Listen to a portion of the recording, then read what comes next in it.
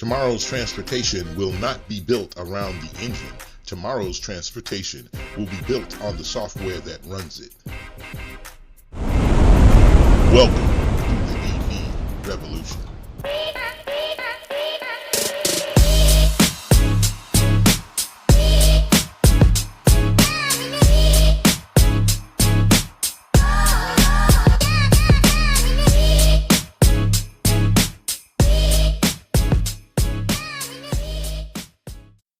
Welcome once again to another installment of Electric Future with me, JT Neal.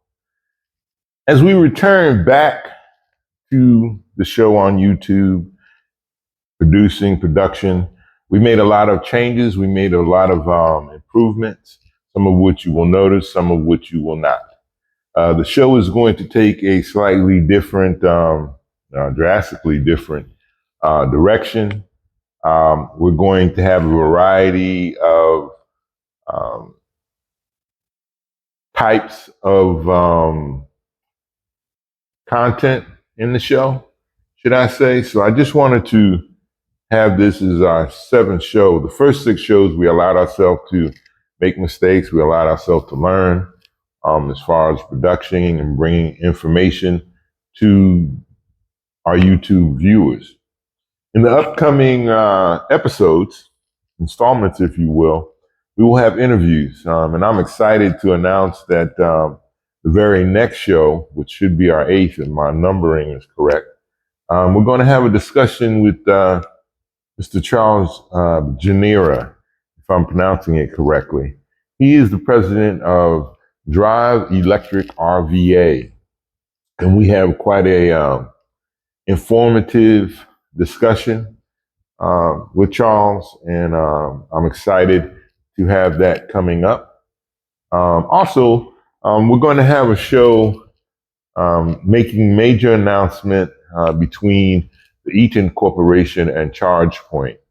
As you know, we have a close relationship as installers, maintainers, designers of charging facilities. We have a strong relationship with the Eaton Corporation, who has recently made major industry announcement as their relationship with ChargePoint and the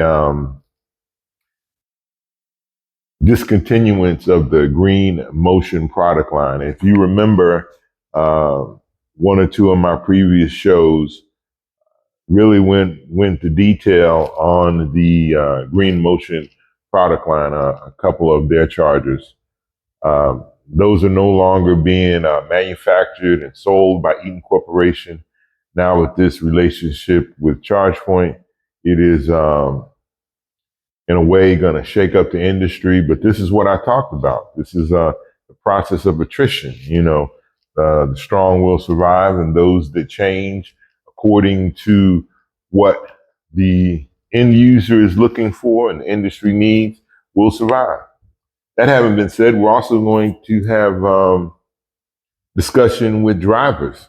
I'm excited to have Miss Kendi Lewis, who is I believe she drives a hybrid, but we're going to have several discussion interviews, if you will, a really more or less discussion with people in all aspects of the industry, from general managers of car sales to maintenance individuals. That would really be us. But we're going to bring to you different perspectives directly from the individuals that are impacted by the changes, upgrades, process that we're going through in the EV industry. Also, we're going to be going into detail in reference to the ChargePoint product line. The ChargePoint product line has, over the years, as you know, I have experience with ChargePoint. I installed the first ChargePoint chargers for the city of Richmond, 4400 series. But this new, the 6000 series charger is just an awesome 80 amp charger that really is a several improvements over previous models, and also doesn't make the previous models obsolete, but it fits into that spot of the 80 amp level 2 EVSE or 80 amp level 2 charger. That's an important category because that's really the fastest, most efficient charge that you're going to be able to implement in level 2. And then the next step would be, of course, going to level 3 or DC fast charge, as this really should be called. So we will be getting into the product line, the Eaton ChargePoint product line. We're also going to be having shows. Now we've collected a substantial amount of content and continue to do so on previous installations and ongoing installation. We have an amazing. We are building an amazing resume. I would say that Commercial One and the EV Superstore is, in my perspective, the number one installer, designer, maintainer, and manager of electric vehicle service supply equipment, chargers, everything from residential application to your multi-port, revenue generating applications. So we're going to have shows on that. Also, one of the, from my perspective, one of the most interesting shows that we're going to have coming up is a show I'm going to present the ROI, or return on investment formula, that I have developed for my clients. It's been a couple of years now. I was asked early on what I could submit to a client that would help them to understand the earning potential of the installation of charging stations. And I looked at that, and it took me a little while, and I worked out the details. But I have a formula that I'm going to present for use by anyone. But it is what I call the station ROI formula, return on investment.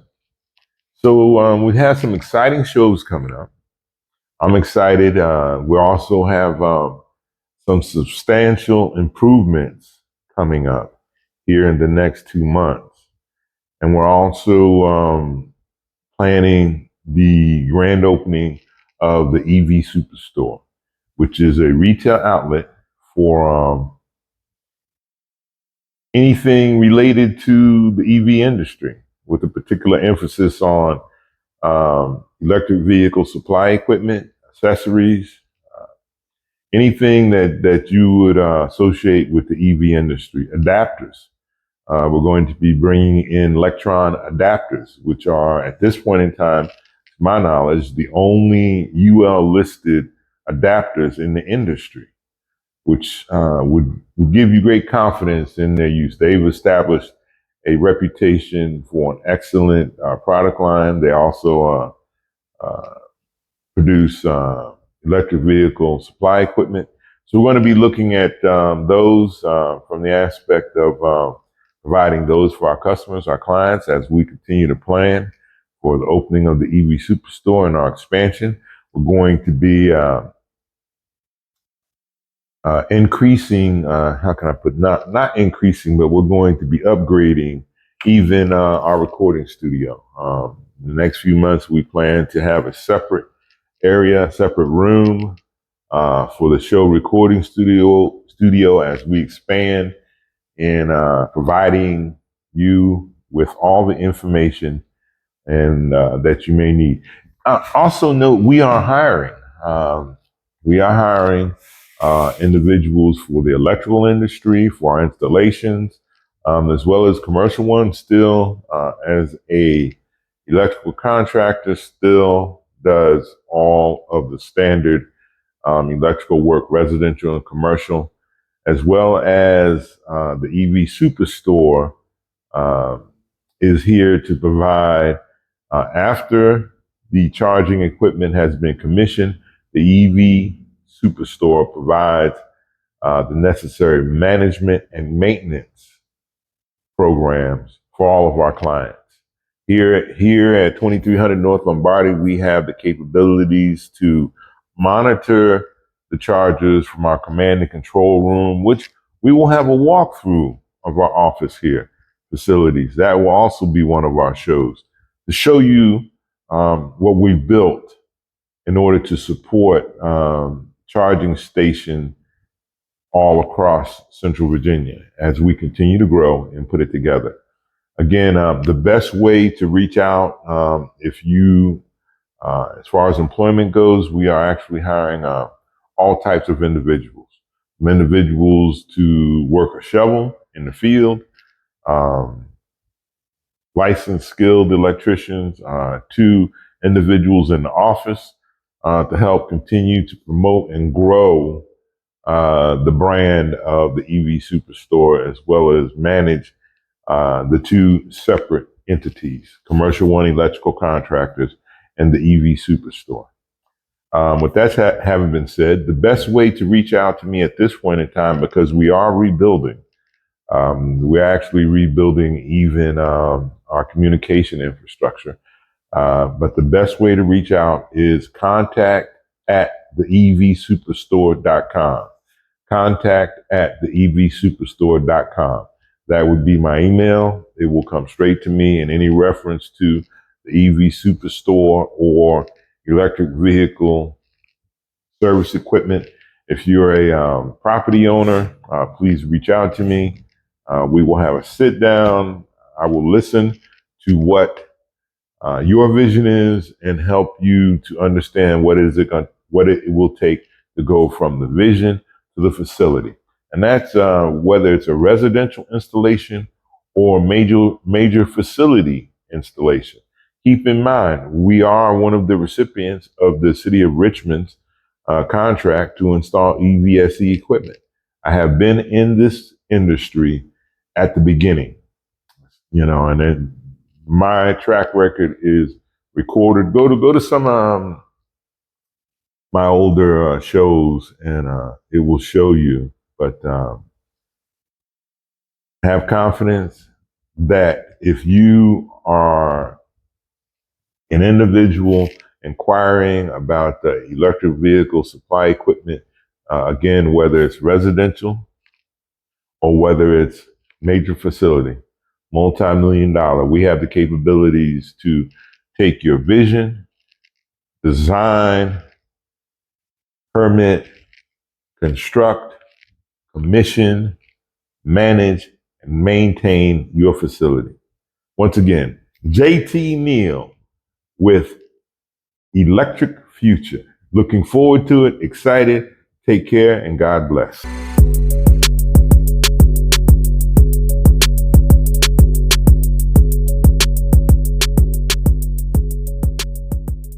Ladies and gentlemen, welcome to another episode of Electric Future with me, JT Neal. I have a special guest with me today, as you can see. Very good guy, president of the Richmond or Central Virginia chapter of Drive Electric, Charles Durena. I'm going to have him take the floor here with the first question. I'm going to jump right into it. The first question is the Electric Vehicle Association. Explain to include details of the national and the local chapter, how the infrastructure is designed. Great. Well, first of all, thanks for having me on, Jeff. I'm excited to share what I've learned as in this space for the last 12 years. So the mission of the Electric Vehicle Association is to accelerate the adoption of EVs by empowering people nationwide. So it's a grassroots network of individuals like myself who own EVs or are interested in EVs. And we share our experiences with the people who are curious about the technology and helps them to inform their decision-making process when they're shopping for a new car. And there's chapters of the Electric Vehicle Association across the country that support EV owners directly and indirectly. Again, sharing the experience of EV owners as well as providing information to sort of not just to buy an EV, but then once you've gotten an EV, to navigate how to charge and so forth. Our chapter, so we're Drive Electric RVA, and so we're the Central Virginia chapter that covers sort of Chesterfield, Richmond, the metropolitan area. We've been around since 2014. So our focus has been on building community and sharing our knowledge with the general public. And we do a variety of education outreach and advocacy activities. I'll just highlight a few of those. Our big event every year is Electric Car Palooza that we do every spring over in the Chesterfield County Fairgrounds. And we sort of try to recreate the auto show atmosphere. We have a big building there, and we have a variety of EVs on display and available for test drives. And we have local businesses, EV-related businesses like EV Superstore, to come and share, their services that they offer to EV owners. And so that's been very successful for us.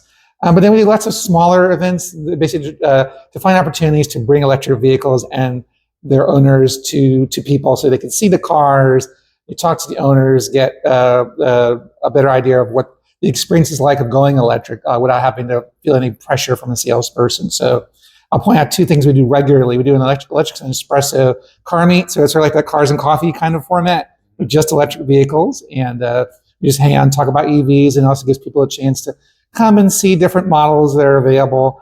And then we have our what we call Batteries and Brew, which is a meetup that we just do it for EV owners. We have guest speakers that come and talk about different aspects of EV ownership and charging. And then we do lots of events for like National Drive Electric Month in September, and then for Drive Electric Earth Month in April. So those are sort of bookends. And then we'll do lots of things in between. We just last week went to the Ashland Strawberry Fair. There's like thousands of people there. We had a car and a tent and just talked to people. We talked to almost 100 people that day, just sharing my own experiences and giving people a chance to ask questions. Excellent, outstanding. I like the idea of Batteries and Brew concept. We're not advocating drive while drinking. However, cold beer and a well-charged EV is my kind of thing. What is your perspective of the state of EV driving in Virginia? So I could say anecdotally that just in the last 12 years, there were just more people in EVs. There used to be a time where I would ask, my opening question to someone would be like, have you seen an electric car before? And like 12 years ago, people they'd answer, no, I haven't seen it. Maybe I've heard about it. But today, either they own an electric car, or they know their neighbor, or somebody they work with, or somebody they go to church with. So there's definitely more EVs that are just out there in the wild. So that's anecdotally, but I can give you some stats to back that up. So the latest data I have from the Atlas Public Policy and Virginia Clean Cities folks, so they counted more than 134,000 EVs registered in Virginia in 2025. So that's about 8% of the total light-duty vehicle market in the state. So to put that in perspective, there were less than 10,000 cars running on electrons in 2018, and less than 1,000 in 2008. So you can see that how that growth rate has accelerated in just a relatively short period of time. That's huge growth considering that the state has never subsidized EV ownership.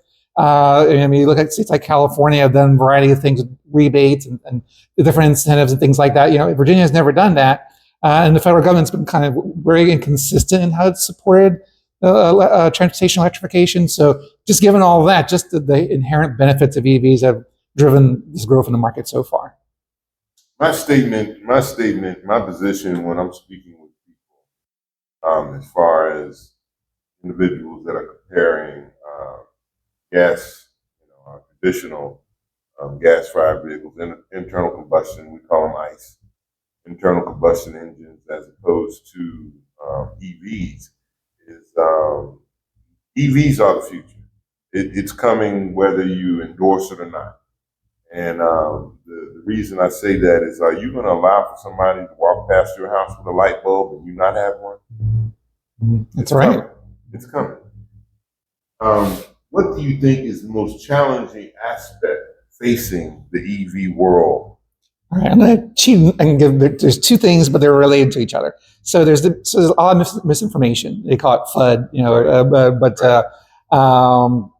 that's being spread by, I think there's people who have interests in keeping things the way they are, running our cars just on gasoline. I won't say who those are, but I think it's obvious if you think about it. But I think related to that is the politicization of EV ownership. It's not just a matter of I just decided to buy a car that runs on electricity versus gasoline.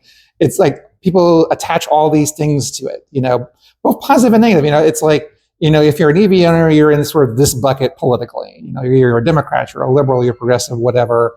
And if you're not an EV owner, then you're the opposite of that. And that's entirely untrue. There are EV owners that run the political spectrum: Democrat, Republican, Libertarian, Independent. And they get into EVs for a variety of reasons, not necessarily just because it matches up with their politics. They do it because it's cheaper to fuel. They do it because there's fewer moving parts to maintain, so the maintenance costs are lower over time.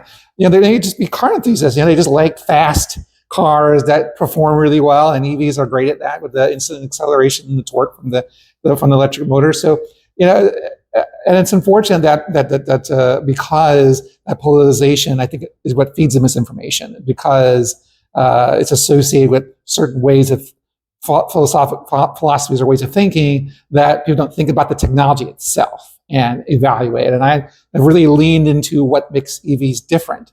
And some of this, and for lots of people, those differences are great. The quiet and the performance and the way the car drives. And for other people, it may not, and that's okay. And so, like you're saying, it's the future, and I would argue that the future is coming at us pretty quickly. And there's, like I said, there's a lot of EVs that are already on the road, and this many people wouldn't have gotten into EVs if they were just in a sort of bucket or philosophical standpoint. It cuts across all different types of people. Less moving parts, less maintenance, greater efficiency, less to keep on the road fuel-wise. Eventually, more people will come around as the infrastructure grows. That is one of the main purposes, goals, and mission. We do design, installation, maintenance, management, all of the above to support the EV infrastructure. What do you think Virginia needs to improve the EV appeal?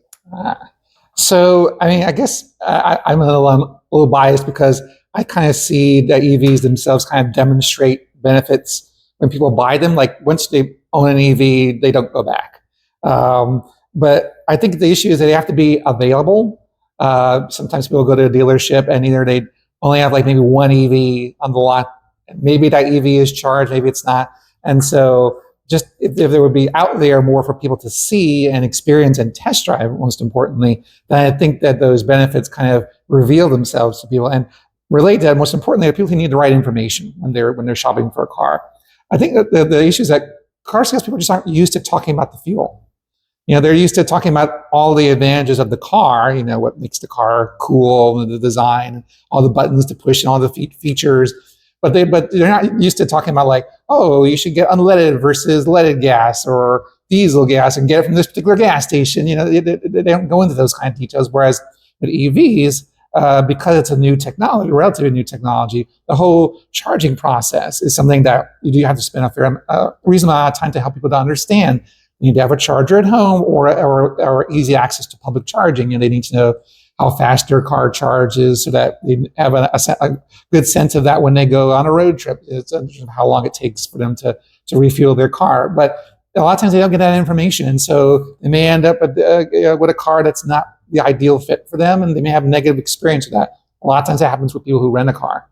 They just hand them the keys to the car, and it's an EV, and they say, good luck, and then at least two people recently had shared with me that they were really curious about EVs, and that was their first experience, and it was terrible.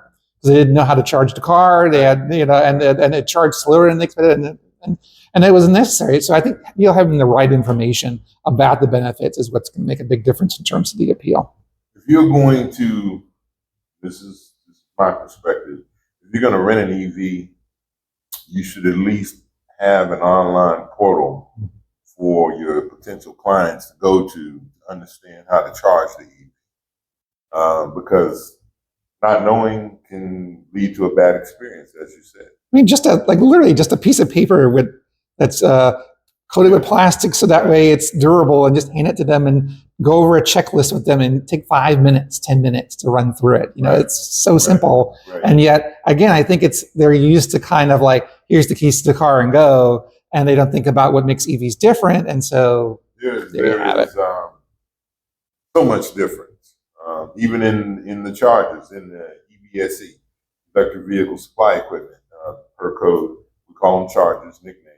A lot of people don't understand between the charger that you're buying off of online, that's just a charger, as opposed to, 99% of the EVSE or chargers that I install are network chargers. Network meaning that they have access to the internet. That means you have greater control. That also means you have greater level of integration. And the possibilities are endless. And that's where we get into integrating the EVSE equipment or the charger with your solar or with your generator and so forth and so on. I want to go back, just drill down, because you had mentioned it previously, the statistical EV numbers for Central Virginia. Very important, because you set a number that I have to put into my return of investment, my ROI formula. You use the number 8%. So kind of give me, if you have some additional, but that number itself and any additional numbers that you might have relative to Central Virginia and the EV industry. Okay, so the registration numbers for Virginia are easy to get my hands on. I can tell you, just looking at without getting all the particular numbers, if you look at like the numbers of registrations throughout the state, there's sort of these clusters. So like Central Virginia is one cluster. You have a fair number, and then within that cluster, I would say most of them are in like Chesterfield and in Henrico. You have some in Hanover, not very many, and some and so it definitely thins out as you get out to the suburbs and into the more rural parts of the metropolitan area. And then similarly, like you look at Hampton Roads, it's sort of another cluster.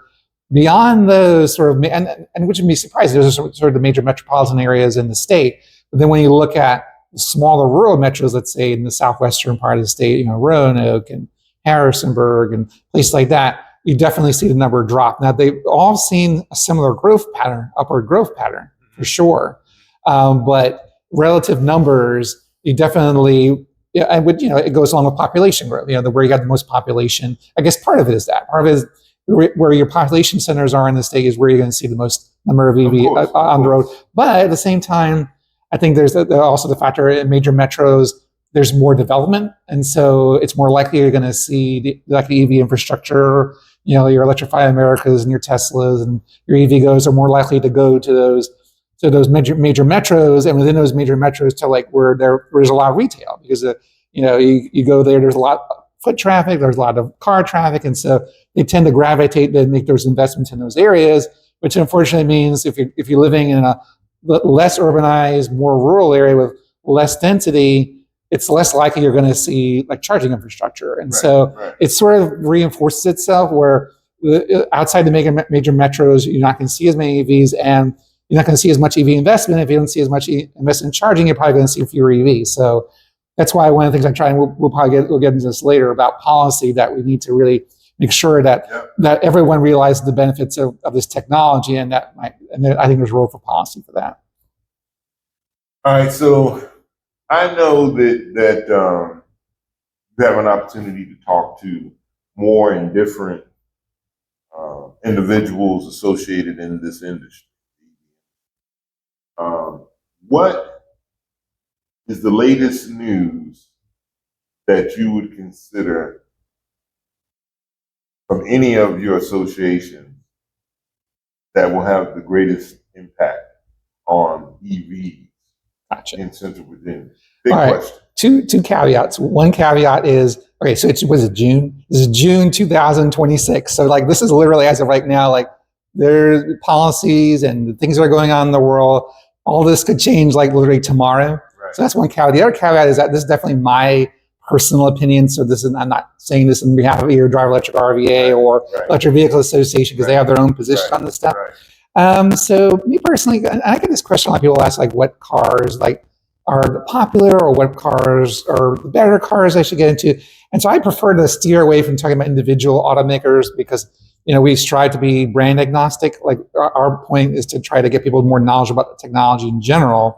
But I will say that for those who you probably heard a lot about a lot of models being discontinued, GM, Ford, automakers have made various announcements about pulling back on their EV investments. But I would say that's only part of the story because there are just as many as you hear about being discontinued, you hear about new models being introduced. So you have the next generation Nissan Leaf and Chevy Bolt that are out. The Rivian R2 is just started deliveries right now. So we're at this sort of point in the EV market where we're going from this sense of newness, where like everything is new and everything, you have the early adopters and you're sort of trying out new technologies and batteries and maybe some of them work well and some of them don't, to where it's more mature market where, we've done some learning, had some hard lessons. And so you're going to see this churn where models are going to come off the market because they just weren't making the money that the automaker wanted to make. Maybe they didn't have the features people were looking for. Maybe the batteries technology wasn't quite up to snuff. But then you're seeing other new models or new generations of the same models coming out. So I think I say it wouldn't be surprising to see that churn continuing for a little bit in terms of this sort of turnover. And so while you might see the net number of EVs stay the same, and a lot of people will interpret that, the EV market's stagnating.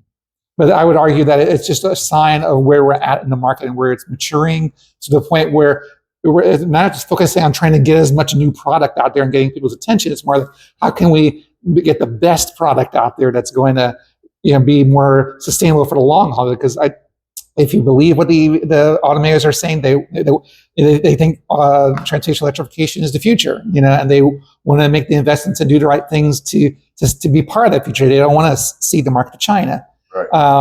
And so you're going to see a lot of moving around, re-strategizing and things like that. And that doesn't mean, at least I don't interpret it to mean that EVs are less popular, that they're faltering or anything like that. Because again, I just took the people that I talked to, there's more interest in EVs. People have questions about them more than ever before. And there's for every battery recall you hear about a new advancement in battery technology where they can go further and charge faster. So we're going to continue to see this churn, I think. Charles, we met maybe a year or two ago. Time flies. I had been in the EV industry at the onset several years ago. When I first got into the EV industry, basically saying, you're crazy. But at the same time, you got to keep in mind that Commercial One in 2010, 2011 were part of the team that constructed the first and third largest solar facilities in the state. So as far as sustainable energy, that's always been my focus. The engineering, technological, electrical application of all of these has always been my focus with my companies. And in doing so, I have noted the progression. I have noted the flow. I have noted that when I first got in, I did a count of the chargers that were available on Amazon. I got to over 25, and this was probably 3 or 4 years ago. An incredible amount of people were producing chargers on all different levels. Level 1, 2, number 3 wasn't even really out there yet. And when I first looked at that, I says that's a whole lot of people that's going to end up going out of business. That's a whole lot of companies that through attrition is not going to be able to make it. Some of the biggest companies, even before they introduced the Green Motion product line, 10, 11 years before that, they attempted to jump into the EV market. They deemed it was too early, and people weren't ready. From a financial perspective, I can clearly see that. But I'm speaking on this to say that individuals that want to put out their miscommunication, misinformation, will use the changes in the industry, right? They'll say there was a recall on these batteries because they were no good. Well, if you had a vehicle, an EV that was still under warranty, and they came out with a new and better battery, maybe that was the reason for the recall. So like you said, listen to both ends of the story, or just come to this show, Electric Future. And we'll get you straight on that. That's why we have Charles here with us today. This is a serious question. In the area of state politics, what law or policy would you suggest that would promote EV driving? So I'll throw four ideas, 3.5 ideas out there, which may seem kind of, and I will say only one of them involves any kind of like subsidy, because I'm like, I'm not a libertarian, but I also think that subsidization is not the way to do EV adoption in the long term, because funding can be variable, and we really want the technology to be self-sustaining. But so I think we need to focus on like policies that are supportive of EV adoption as it grows. So things like having a statewide signage standard. So like I was driving down the road recently, and I noticed a sign that said EV charger ahead, and I went. And this, mind you, this is like not on the highway, but like on like a 3-lane road that you see going through the suburbs. That is the first time I've seen a sign like that. Like typically EV chargers are sort of tucked away. They're behind a shopping center. They're at the back of the gas station, the local Wawa or Sheetz. And the fact there was a sign out to find it is so important, because there are a lot more chargers out there that people realize, but you don't see them from the road, and like you see the gas stations. And so there's a perception of, there's not many EV chargers. So having that kind of signage, I think, is an important signal that says, hey, there's number one, it makes it a lot easier to find them just from a logistics standpoint. But two, I think it serves as a good informational signal that, hey, EVs are out there, and there's a charger that's right here. So having some kind of statewide standard that says, you put a charger in, particularly if it's off the road and it's not visible, that there's some kind of directional signage that points people there. And, a sign that costs $200 to install. So, I don't think that's much to ask, especially if somebody is installing a charging station, they're making that investment and they wonder why their utilization is low, and maybe putting a signage might help with that. And that would include directional signs on highways as well. And then no parking signs at the stations too, because right now there is a law on the books that thankfully, our organization and the Sierra Club helped to put on the books a few years ago. Basically, if you park a car at a charging station and you're not charging, so whether you're a gas car or you're an EV owner and you're not charging, that you can be fined $25, which doesn't seem like very much, but well, that's one issue. But you can't enforce that law unless there's a sign that says no parking unless there's a fine. But that part of that's not in the law. Like there's no requirement to have a sign if you put in the charger. So very few charging stations have a sign that says, there's a variety of things that say EV charging only, and some don't have anything at all, And so, number one, that makes it very confusing to somebody who, legitimately, if you're driving a gas car, you may not realize, hey, I can't park here. Now, some people will probably park to be spiteful, but we just want to try to eliminate confusion as much as possible. So, I think having some kind of requirement for like a no parking sign, if you install a charging station, you have a directional sign on the road, and then when you're at the charging station, there's a sign that says no parking, $25 fine. That's one thing. Requiring developers of statewide charging networks to meet minimum operational standards. So there are uptime standards that individual manufacturers will have that will be 95%, 97%. And in fact, the National Electric Vehicle Infrastructure Program that was set up a number of years ago under the Biden administration, which was illegally defunded, by the way, required that an uptime of about 97% in order to receive funding. And they had to guarantee that funding, that the uptime for over, I think, a 5 or 10 year period. But in the state of Virginia, like you can build a fast charging station, and unlike a gas pump, that actually has to be inspected on a regular intervals to make sure that it's dispensing accurately, that it's operational. There is no similar standard for a charging station. So that led initially to a lot of negative perceptions about charging reliability. And so I think having a standard in place, again, serves as a signal to somebody who may be considering buying an EV that, hey, there's a law to back up the station, that there's an obligation, a legal obligation for this station to be maintained or kept up at a certain percentage of the time. Allowing for maintenance, of course, have to be downtimes in order to replace a part. cold weather might happen or something might happen that causes a station to break down. But to have some standards so that there's a certain amount of time where you have to have the station back in operation, standards for notifying an EV or a data station is down, things like that I think are important. And also, if there is going to be an inspection regimen, that regimen is paid for in the same way that it's paid for as gas pumps. Maryland has a robust inspection program for EV chargers that they instituted recently. Unfortunately, they've imposed a fee, if you will, on each charging station to cover the cost of the initial inspection process, which unfortunately, and that includes chargers that were installed by a nonprofit organization. So if you install a charger and it's been subsidized, you still have to pay this fee. And so but a gas station doesn't have to do that. So that kind of biased, if you will, we have to make sure that if we have operational standards that we don't do that sort of thing. And then I'll just put in the last pitch that Virginia does have a rebate program in place to cash on the hood. If you buy an electric car, both new or used, you get a rebate right like immediately. You don't have to file on your taxes, and if you have below a certain income level, you get more of a rebate. Great program, got passed by the General Assembly several years ago. Has never been funded.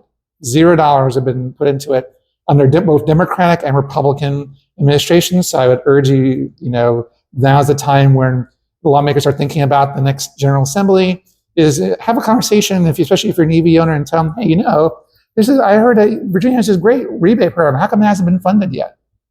So it's a great, especially since the federal rebate is gone. Right. It's important to have to have something in place to make up for the cost differential between an electric car and a gas car.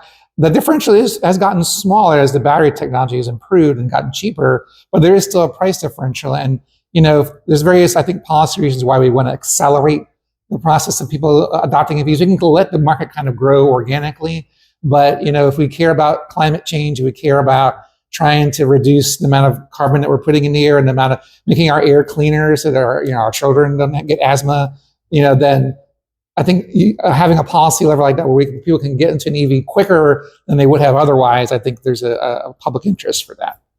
So. Good stuff. Good stuff. Only my comment would be is that anything that financially burdens the use of EVs is going to put a further kibosh on the industry. I shouldn't say further kibosh because some of my shows coming up, we're going to be talking about the Parent Report, which bolsters the phenomenal growth even without the government subsidies. We'll get into that in another show. But my concern is that I don't want to see red tape put on the building and commissioning of EV stations. That would hurt the infrastructure progress. Other thing is money-wise, when you start with, first of all, when I do an installation, okay, the city already inspects my project as the progress is made, as an electrical contractor. So it's already inspected at that point. As far as the maintenance and management, because these are network chargers, I'm able, I have a room, command and control room here, which we're able to see the performance of each EVSE here at my office. And then once a week, we go out and physically inspect the chargers, clean them up. If we need to put another barcode on them or anything of that nature, make sure that the hose is. And now, so these are the same types of maintenance procedures that ICEs use. However, I think that in this industry, the EV industry, and correct me if I'm wrong, if it's revenue generating, that is a great motivation to make sure that there's no downtime. That was one of the challenges for me as a contractor and as an installer, as a company who maintains them. That's one of the challenges right there, right? Is being able to see how they're performing, take care of any issues that are immediately happening before anybody else notices them, really. I'm glad you brought it up because I think that I appreciate you sharing that perspective because I think in an ideal world, I wish that, and you would think that there would be, like you're saying, a natural profit motive for people to keep up the charging stations as they will.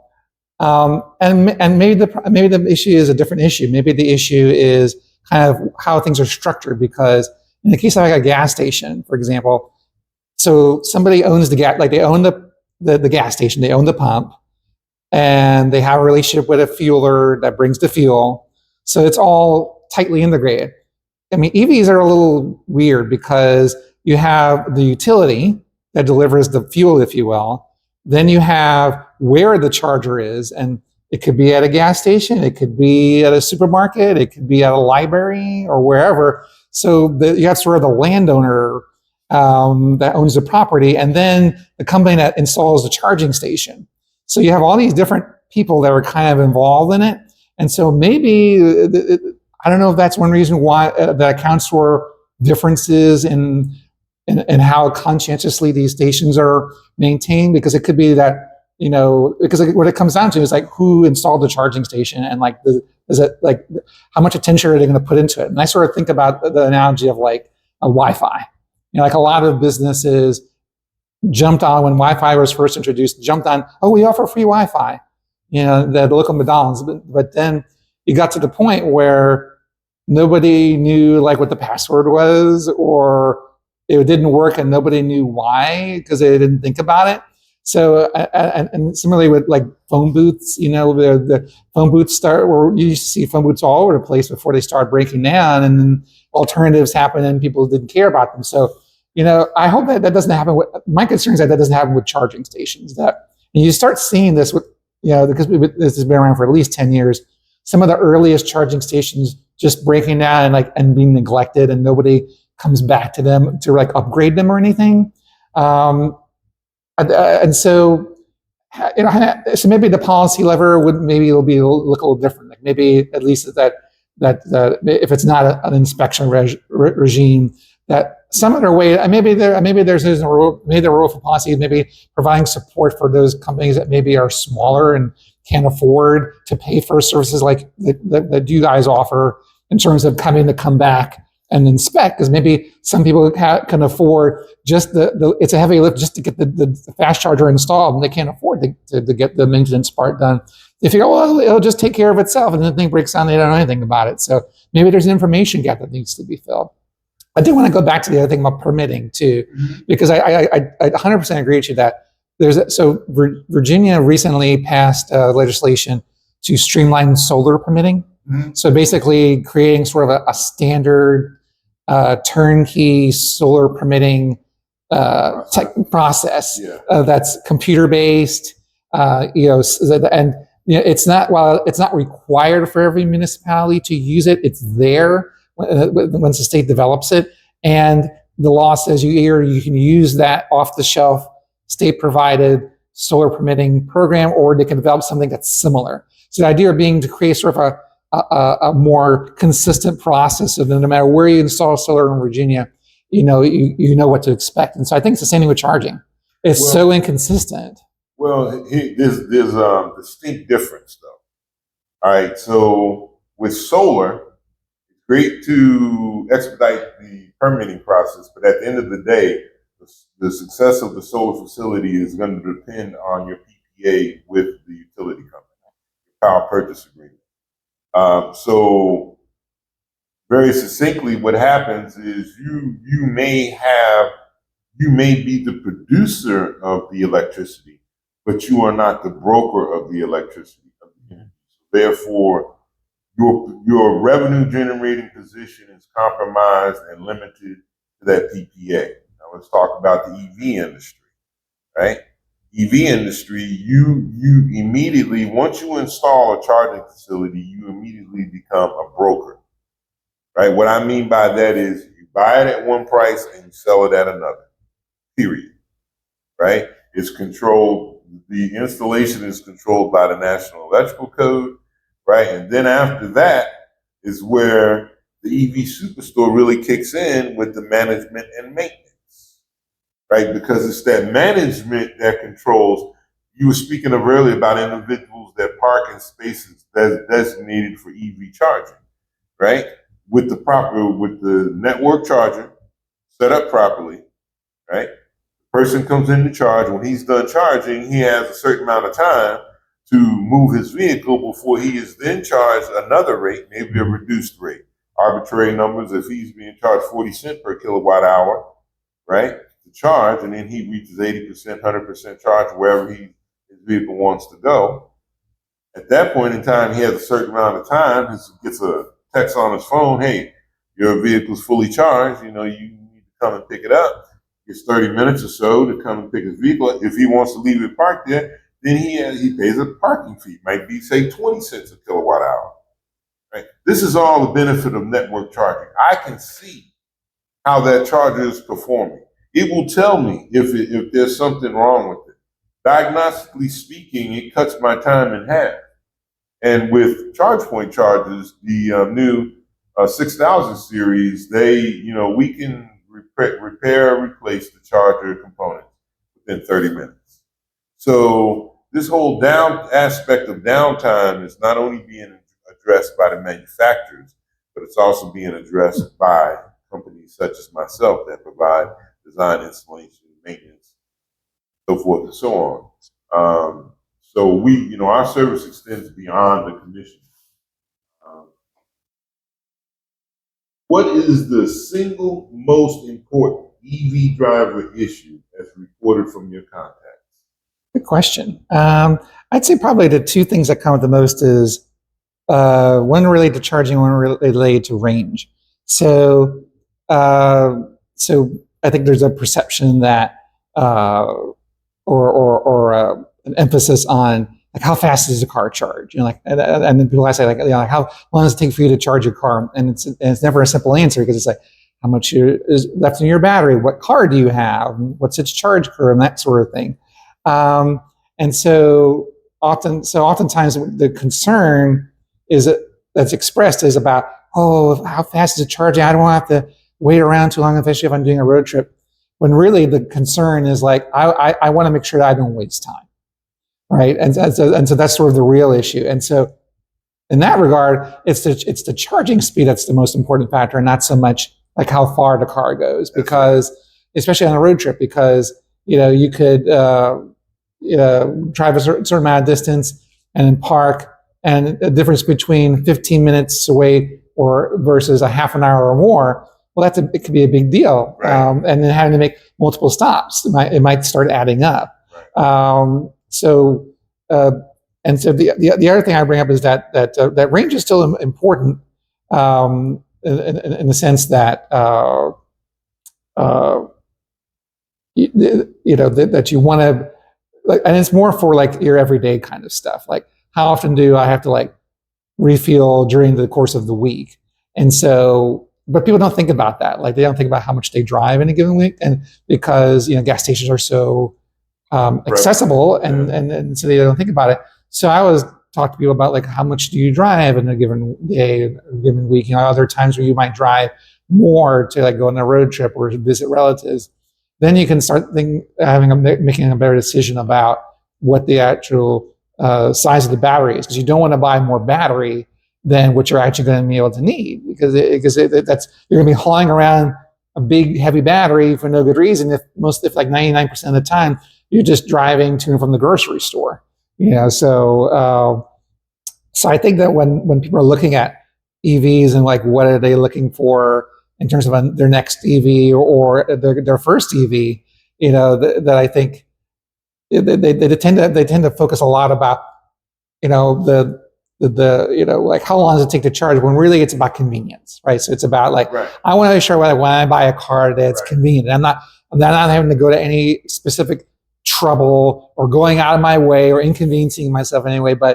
And so the other question I ask is, do you have a home or an apartment? If you have a home, EVs offer the opportunity for being able to fuel your car much more conveniently. You don't have to make a special trip to the gas station. Right. You can install a charger at your home and plug it in. They say ABC, always be charging. You can plug it in every time you come home. and top it off, or you can wait until it gets to like lower 40% or 50% and then charge it then. So you have control over how often you do it, and depending on how much you drive during a week. If you have an apartment, it becomes a little more challenging because then you have to rely more on either shared charging, where you might have like a parking garage and there might be chargers that you might have to share with somebody, or they might not be chargers at all, and you have to rely on public charging.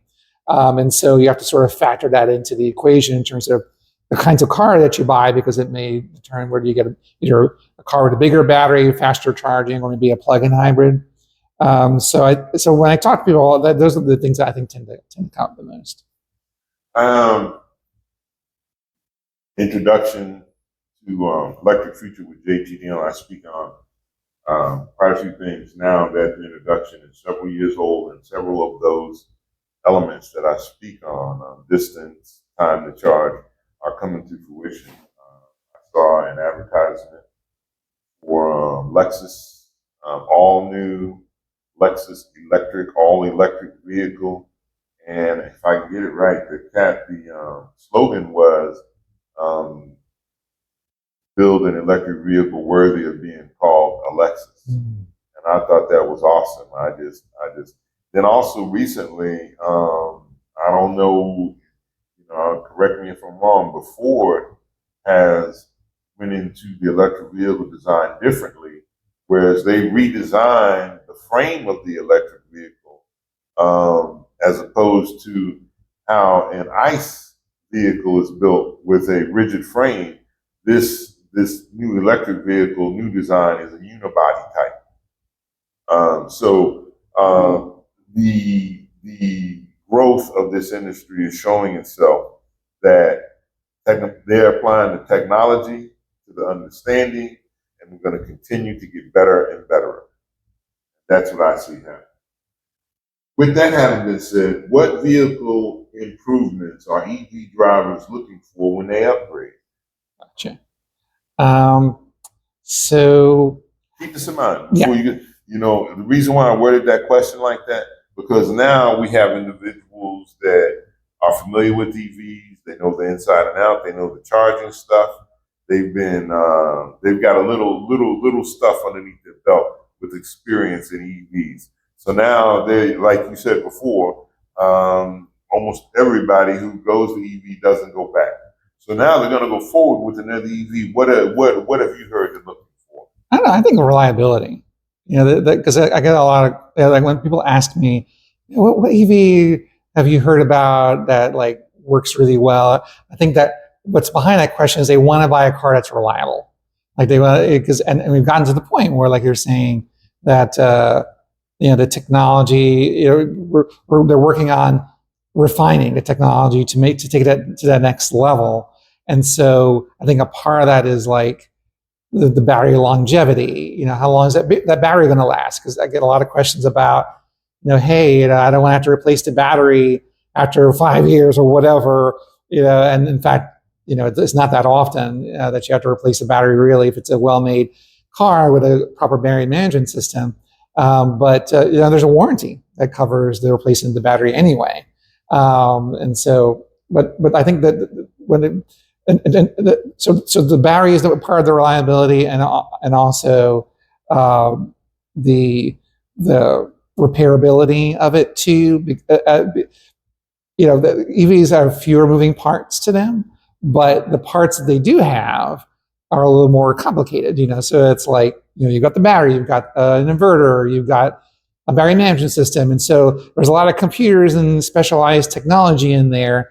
That if for some reason it's not working right, it could get expensive. So I think that goes back to reliability. It's like which automakers are good at detecting those kinds of issues and repairing them under warranty and in a timely fashion. And again, you see negative publicity about that sort of thing. But it comes down to that happens with any car. Honestly, the car makers will wrestle with a particular vehicle that's not up to snuff. But then you look at the vast majority of experience that people have with EVs, and because they're much simpler in terms of from a mechanical standpoint, right, that they have a lot fewer problems with them. And when there is a problem, sometimes that problem can be fixed with an over-the-air update. You see a lot of press coverage about, oh, Tesla has another recall to do. And a lot of times that recall is just a software thing. Right. Like they literally just issue a software update to fix or tweak something and it's done. So I'd argue that in some ways EVs are a lot easier to repair in that sense. But so I think the reliability is going to be I think a lot of the question I get go back to this issue is that when I buy the car, is it going to kind of do the things is it going to do the car things I want to do? Is it going to get me to like take my kids to school, go to the soccer games without me having to think much about it? Right. And the answer is yes. There's warnings that cover the battery too. People worry about car fires. You see a lot of publicity that, oh my gosh, they're so unsafe. The cars are catching on fire and all. And statistically, that's the exact opposite. Statistically, battery fires are much less likely to happen than in a gas car. And gas cars fires happen every day, but you don't hear about them because they're so prevalent, which is kind of disturbing when you think about it. This happens that often. But again, that doesn't happen very often. So, and try to reassure people that this technology is much more robust than it was 10 years ago. So the new cars you see in the market have, the car makers have made refinements to how the batteries manage, how it charges, and that goes a long way toward making them safer and more reliable. Yep. That being said, you can get a used EV and it can be reliable and do very well, and you get a really good price for it as well. They don't hold their value as much for various reasons, I think, because it's relatively new technology and concerns that people have about the battery and everything. So I think just that perception really depresses the value of EVs. So the good news is you can get into like a Beamer or a Lexus even that's a few years old with a low mileage at a really good price, and it's a reliable car. My daughter has a used EV. Actually, we all have used EVs in our house. And we've never really bought a new car, gas or electric. And so I think for those of you who are used to buying used and not buying a new car, you can be assured that you can get a used EV and it's reliable. Wow. I was just thinking about reliability and what you said, and it's